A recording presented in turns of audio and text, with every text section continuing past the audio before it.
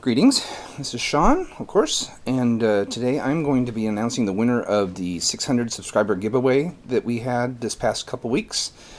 And the way I chose the winner was I had probably about 20 or 30 different suggestions for projects to be made and whatnot.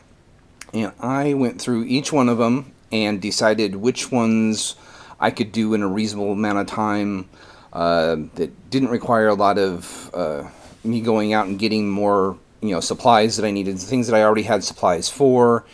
And I narrowed it down to about 4 or 5 different ones that I thought would be fun to do, that would be good to do, and whatnot. I didn't really pay any attention to who was actually giving the comments. I was just looking at what the projects were. And then what I did was I took those 4 or 5 that I had narrowed it down to and asked my wife to choose one. She didn't have any clue who it was. I just said, how about this or this or this or this? And then she chose, let's do this one. So when she made her decision, the first thing that came to mind was, holy Moses, that's going to be a fun one to do. So congratulations, Nicki McPhee-Howes. I am making your 3 Seat Outhouse. You had a wonderful story with it too, which that was just coincidence, but this is what I ended up making. I decided to paint it this blue color, and I added, as you'll see later on, what's called a Dragonfly Glaze, and it's really hard to see on the camera, but it actually has a color shift to it on the blue parts of it. So I didn't want to make it old and looking, although the inside is kind of ratty and dusty and muddy and dirty and stained and whatnot. But the outside I wanted to keep clean and make it look new. I wanted it to be as if it was bringing you back to your childhood memories and the magic that was involved with, those times of your youth and whatnot. So that's why I kind of made it nice and clean on the outside. I made it shingled like you had asked. And I just left the part on the inside dirty, and you'll probably be able to see here, although you can see it better, I even put in Holy Moses was here. I wish I had a small cat to give to you, but I don't have one, and anyway, I'll let you decorate it, the inside of it, as much as you want. I figured as old as this would be, there probably wouldn't be much toilet paper left in it. And also, I left the bottom open as well. And I did not, quote-unquote, decorate the bottom of it. I left it nice and clean on the inside because I didn't want to do it that way. Anyway, I'm going to show you now how I built this 3-seat outhouse. I hope this is to your liking, and I hope you enjoy it as much as I enjoyed making it. So anyway, stay tuned for how I built it, how I put it together. It is kind of lengthy, but I wanted to include everything. I did speed through some of the boring parts, like the painting and whatnot, but everything is there, every step of the way that I made, including a couple oopsies, which you'll see. Anyway, enjoy. Congratulations. And I will put my email in the comments. And just, Nicki, if you could please send me an email, then I will get the ball rolling as to see how I can get this sent to you. Anyway, take care. Have a better day, as I always say.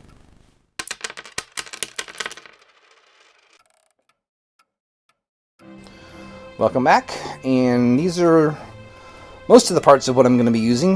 This is the ones there that I'm touching now will be the walls. Those parts there will make up the bench, and the parts there in the middle are going to make up the floor. My first oopsie is coming up here right off the bat. The 2 boards that are there on the outside that I'm putting are actually supposed to be on the inside. They when I glue them, you'll see that I glue them to the outside, but they should be, no, I glue them to the inside, but they should be to the outside. Well, I can't remember how it works. Anyway, you'll see here in a minute. Anyway, that's the floor. of the outhouse. And basically I'm just going to be gluing everything together. So as you can see there, I glued that to the inside, onto the inside of the piece, where those two pieces should be on the outside of that piece that was there. Luckily the glue didn't set up all the way, so I was able to pull them apart and get them re-glued. And the way I discovered it is when I take the other piece that's supposed to stretch across, it didn't fit. And it's like, no, something's not right. It's supposed to fit across there. So I pull it apart and re-glue it. Anyway.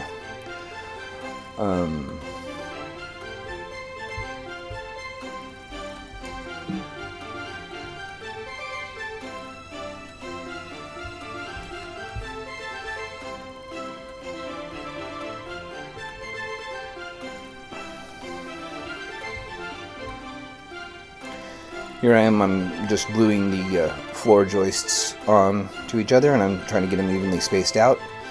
The base there it's actually 6 inches wide by, I think I made it 4 inches deep, or 4 inches long, 4 inches, 6 by 4. And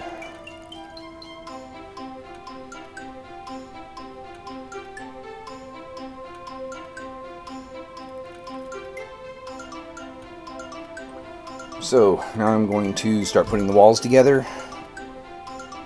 And I know I'm not doing it the traditional way or the actual way you're supposed to build it, but this is an outhouse. I'm just making it all work. You'll see what I mean. These ones here I actually do correctly, and I actually have a surprise coming up. You may have noticed at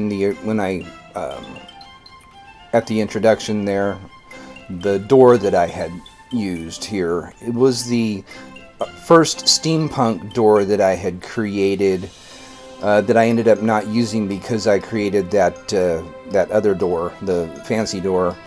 And when I was making that, I said at the time that I would probably save that for a giveaway or something later on, which that's what I'm doing. That door is gonna be incorporated into this build here.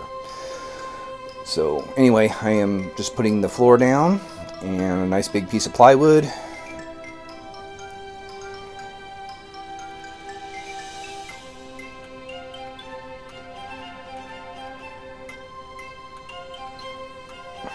Leaving an opening, of course, for the seats. And here I'm just putting the supports for the seat.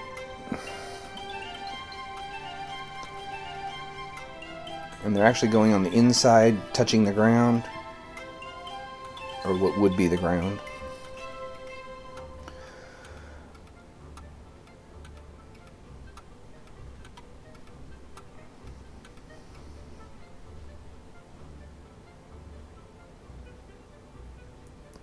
I'm trying to evenly space them out so everybody's got enough room on each side of them.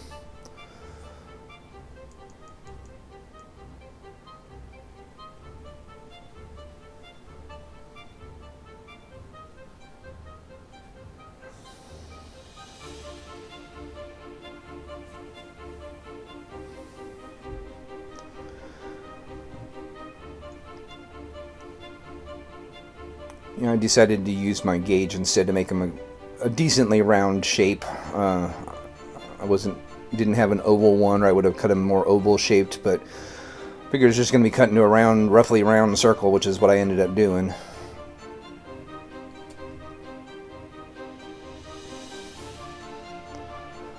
I'll be honest, I've only been into one actual outhouse, not the porta potties that you see at construction sites and whatnot. I've been in many of those, but as far as an actual outhouse, I think I've only been in one or two, and that was back when I was a kid, so I really don't remember what they were looking. I know that most of them don't have an actual toilet seat, so I was just going with the bare wood. So I'm just, like I say, carving out the circles.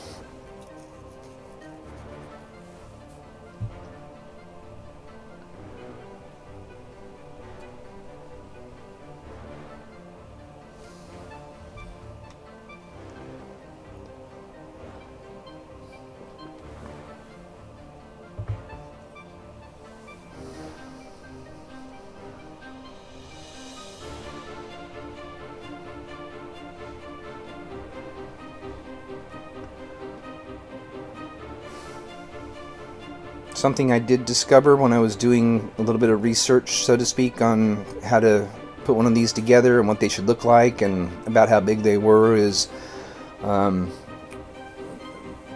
if you ever see pictures of outhouses, you'll notice that there is a moon, a half-shaped moon or a crescent moon on the door. And I was always wondering why that is. So I looked it up. There's a website that I went to called straightdope.com, and good old Cecil Adams. He had a couple of theories as to why that was, and then I checked another site too, which I don't remember which one it was, but they all kind of agreed that it goes back to, I think it was colonial times, when people were illiterate and couldn't read. They couldn't put men and women or boys and girls or male, female, because nobody was able to read what those words were and didn't know what they meant. So they put symbols on the doors as a way that they would recognize that the moon symbol is a female, feminine symbol, and the sun symbol is a masculine symbol. And people would know that if it had a moon on the door, that was the girls, and if it was had a sun on the door, that it was the men's, or the boys, whatever. And but then the reason you don't see too many suns on the doors is because, according to what I was reading, men didn't care. Theirs were usually trashed and dirty and whatnot, and they just ended up going to the bathroom wherever they needed to go and rarely used the outhouse, whereas the women would always keep their outhouses cleaner and neater and nicer. And so anytime you see a moon on a door, that means that was originally a women's bathroom. So I thought that was kind of interesting. So anyway, I did not put a moon on the door. I just left it the way it was, and because this is a unisex bathroom, it doesn't need a sun or a moon on it. So that's why I left the symbol off. So anyway, just thought I'd share that with you. Here I am just trying to get the walls nice and square. And I'm getting ready to attach the roof to it. And I ended up needing to use two pieces because I didn't have a piece of plywood that was wide enough for it.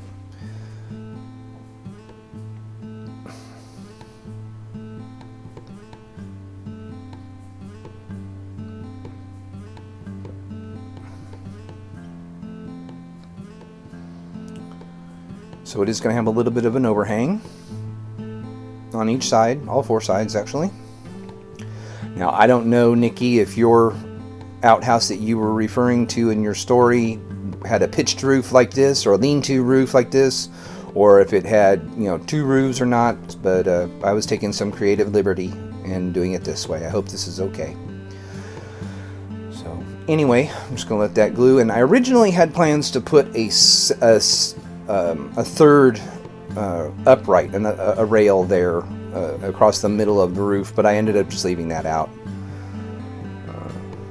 So here I am just measuring pieces to go for the slats on the sides of the walls. So here I am cutting all these slats out. I think there was 25 total.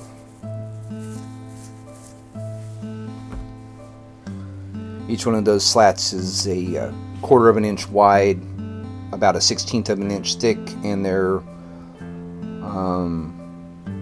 4 inches long.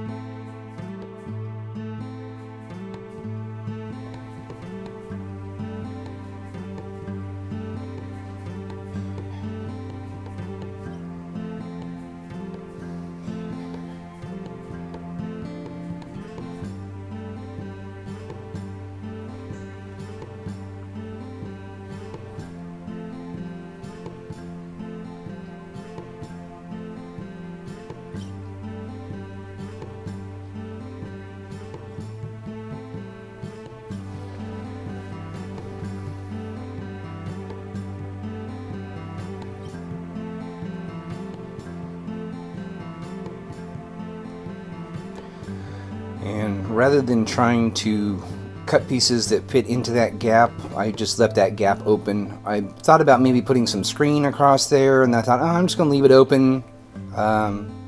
If there were any kind of screening, it would probably would have been ripped off, or I figured it would be open and whatnot. So anyway, that's why I left that part of that open on all sides. So here I am. The back, I didn't have any pieces of wood that were long enough to reach the entire length across, and so I'm having to cut and scatter.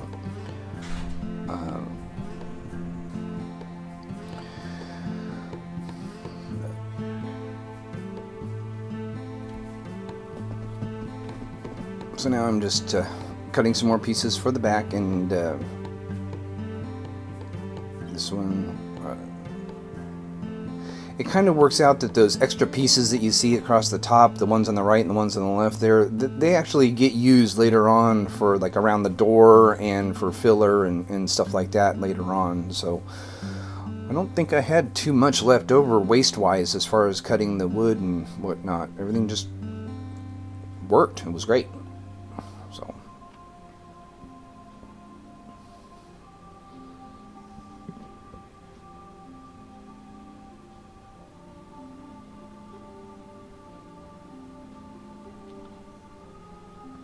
although here you'll find that they don't, some of those pieces that I'm using there on the right hand side, the smaller pieces, don't quite fit all the way, and that's why the edges are so jagged and whatnot. And anyway, it's original. Most outhouses are just thrown together, and from what I understand, if you got scrap wood, you piece it together and make it work, so you got someplace to go.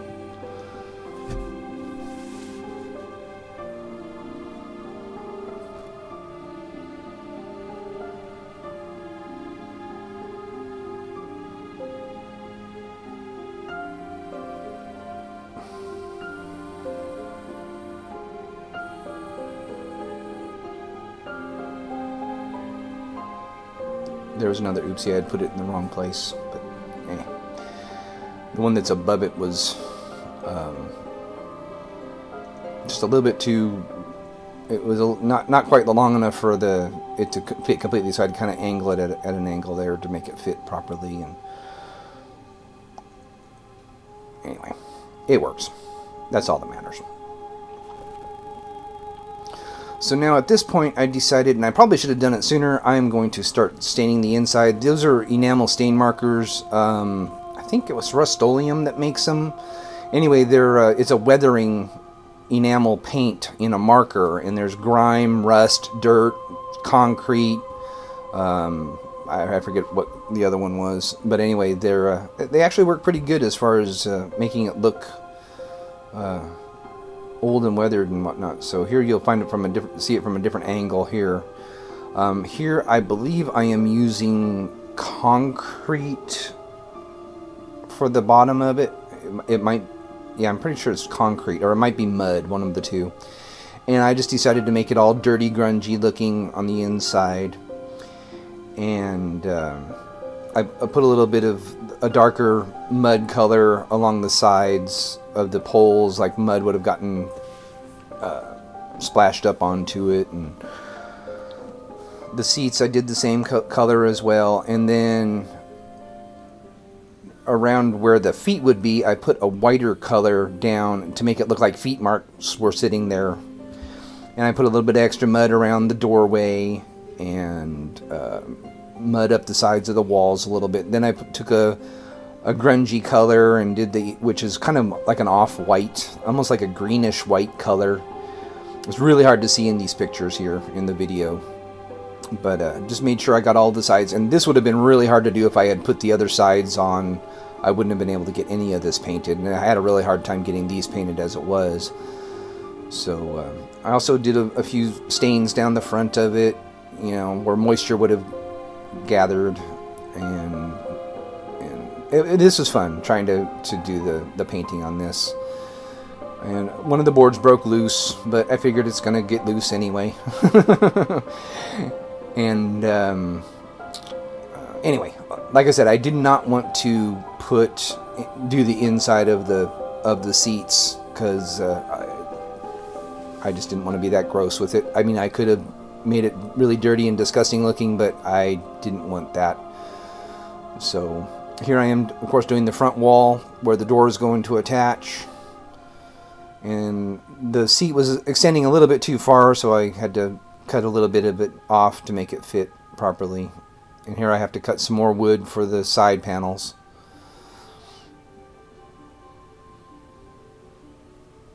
I need to get me a better cutter. I need to get me one of the Abra's tools.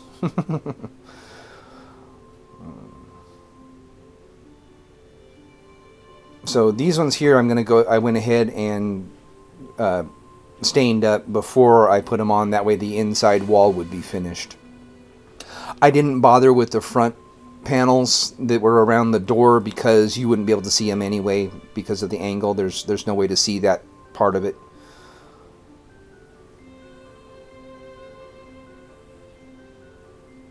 So here I am just gluing the side panels on, or slats, whatever you want to call them. Yeah, they're a little bit crooked.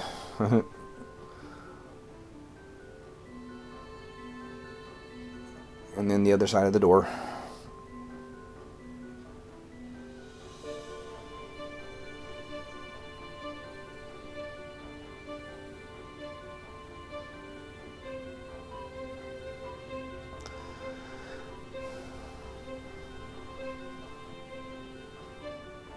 Now there's the door.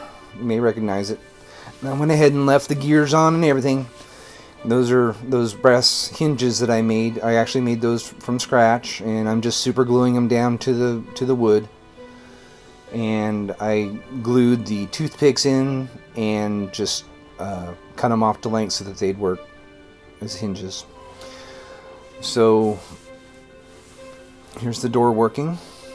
It didn't quite close all the way, but I figure most outhouses would probably have a hard time with the door anyway. As a matter of fact, I remember Nicki mentioning in her story that she'd get a horse that would come in from time to time and peek in and them just to see what was going on. Yeah, the door's closing by itself, but it's because there's a fan off to the right-hand side that's pushing it closed. I just thought I'd have fun with it. And the Holy Moses was here. She had mentioned that there was a cat that had snuck in when her dad was in there, and he said, "Holy Moses!" And that was the cat's name, so that's why I incorporated the Holy Moses into the door.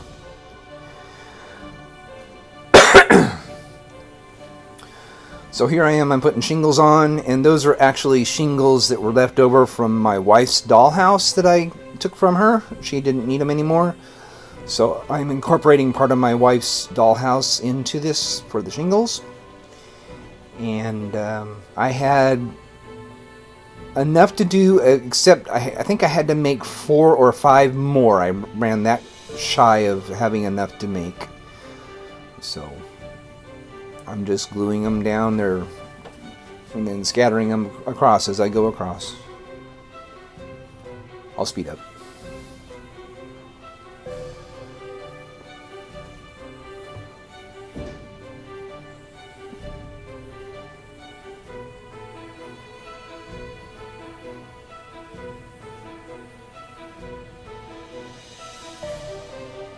I'm just making sure I had enough, which I thought I did when I counted it that way, but I forgot that I have to cut some to make the ends and whatnot, so.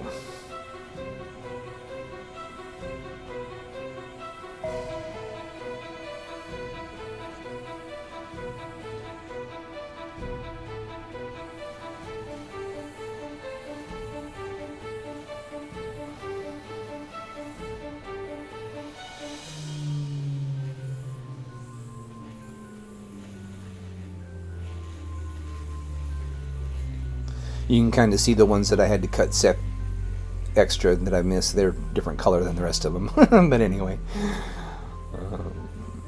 Okay, so now it's time to painting. I'm using an Admiral Blue, which I asked my wife, what color do you think I should paint it? Should I stain it? Should I leave it natural? And she said, how about blue? A nice denim dark blue color. First thing that came to my mind was TARDIS blue. I am a big Doctor Who fan, and she said, ooh, that would be cool. So anyway, this is the closest color I had to an actual TARDIS blue from Doctor Who. And so that's the color that I chose, and she liked the way it looked too. So I always imagine outhouses being a blue color for some reason. I don't know why. But I was going to make it a dirty blue, and then I got to thinking, no, I want to make this a nice clean outside one. As I said before in the introduction, I want it to be kind of a remembrance of things that were and not the things that are or have become. And so I made this a nice clean outside blue color. No dirt, no grime. And like I said, I added a thing, and I'll show a close-up here in a little bit, of the Dragonfly Glaze. And that stuff's it's really neat. It's a color shift. And this one is blue, green, and gold color shifting. And like I said, I don't know if the camera's going to pick it up or not, but it has a really neat, as the light is shining on it from different angles, it turns different colors. And so it kind of gave it a galaxy-type look, a celestial-type look to it. So anyway, that was my reason for doing that, just to help bring back some good memories. Once you step through the portal, you're in another world. So here I am just painting the dark blue. And then I'm going to... This is an earth brown that I'm using here for the shingles. And I do a wash with it. I add some water to it. I actually cut out another oopsie here, only because I had to stop the camera anyway. But I had the jar that you see over there on the left hand side has got water in it that I mixed to thin out the glue or the paint, and I had spilled the bottle, and it spilled all over everywhere, so I had to clean it up really quick. But anyway, like I say, I'm just adding some water to thin out that brown, and you'll be able to see there. I just cut it to where you miss all the mopping up of the mess. So anyway, I'm just staining this a nice brown.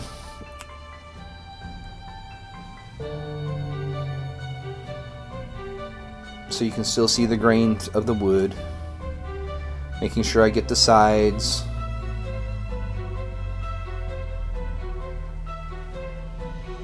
And now I'm going to apply the Dragonfly Glaze.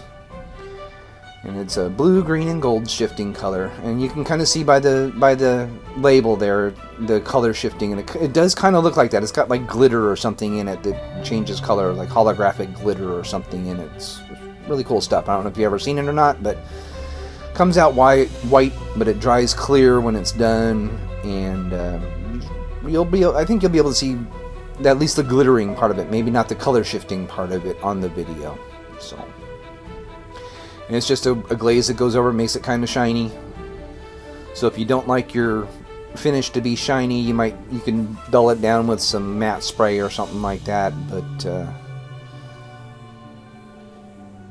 just go over this real quick. And the more layers that you add to it, the more of an effect it has. And I've also found that if you keep your brush strokes going all the same direction, it works better than if you kind of, change directions with your brush strokes as well. So anyway, that is where I'm going to be stopping with this. You can kind of see the green there a little bit, and as you turn, there's the gold. The blue probably doesn't show up very well because it is blue colored, but they have different color shifts too. They have a rainbow one that's really good, and there's a black paint that's got a gold shift to it that looks really awesome as well. So anyway, that is the 3-seat outhouse for Miss Nicki McPhee-Howells. And like I said in the intro, Nicki, if you could please send me an email, and I will get this sent out to you as quickly as we can. So thank you all very much for participating in the giveaway. Those of you whose ideas that you had submitted that were not the winners, I will probably be building your projects later on, because that was part of my intention of doing this kind of a video, was to get more ideas of the things that you all want to see. And see me build. So I will be building a lot of your projects later on, but this was the one that ended up being the winner. So congratulations again. And I've taken some more pictures of this outhouse so you can get a better view. I took them outside in my yard, so kind of a more fitting environment. Anyway, again, thank you all for watching. Please leave your comments below. I appreciate all of your comments, and I read every single one of them. And thank you again for everybody for subscribing to my channel. And I'll see y'all next week. Y'all have a better day, as I always say.